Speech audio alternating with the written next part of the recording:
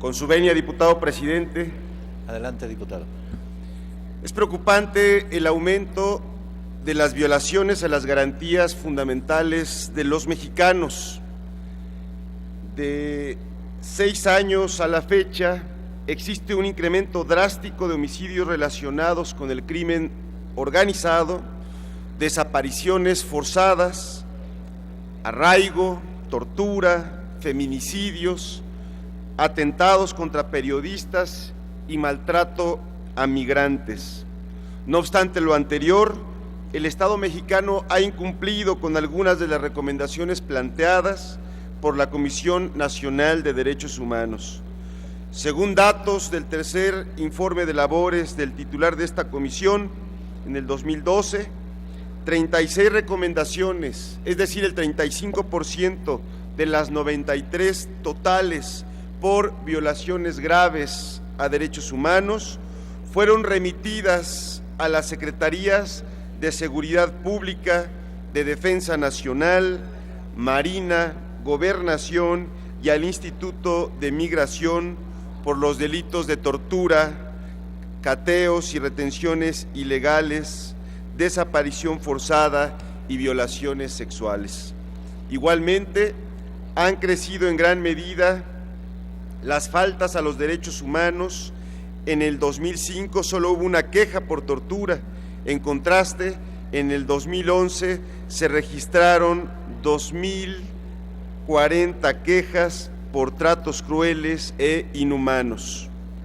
De igual manera, en el 2005 se tienen registradas 34.385 quejas contra servidores públicos adscritos a las áreas de seguridad pública, y en los recientes 3 años la cifra subió un 84%, sobre todo en cateos ilegales, detenciones arbitrarias, ejecuciones, torturas y desaparición forzada de personas. A la fecha de hoy se tiene la tarea de investigar 2.126 casos de desapariciones forzadas y 24.091 personas han sido reportadas como extraviadas y no localizadas.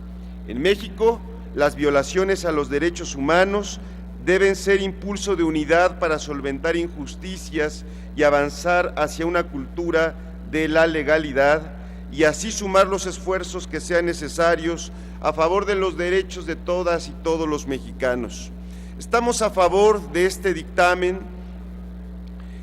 de ley de reforma, ley que reforma la Ley Federal de Responsabilidades de los Servidores Públicos, ya que debemos establecer medidas que al menos hagan pública la decisión de los gobiernos con respecto a estas resoluciones que emite la Comisión Nacional de Derechos Humanos, porque de esta forma estos servidores públicos estarán obligados a responder recomendaciones que les presenten los organismos, y en caso de no aceptar dichas sugerencias, estos servidores públicos tendrán que fundar, motivar y hacer pública su negativa, y esto ayuda a la publicidad de las decisiones de los gobiernos.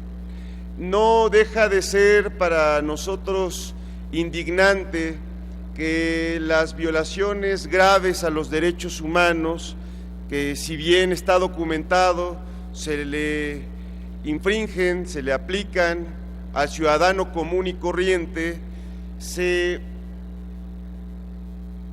resalta el golpe que se le aplica a los activistas sociales, a los defensores de los derechos humanos, a los periodistas y fotoreporteros, a quienes se oponen a los megaproyectos, a las mineras, o quienes se organizan contra los altos cobros de la energía eléctrica y del agua potable.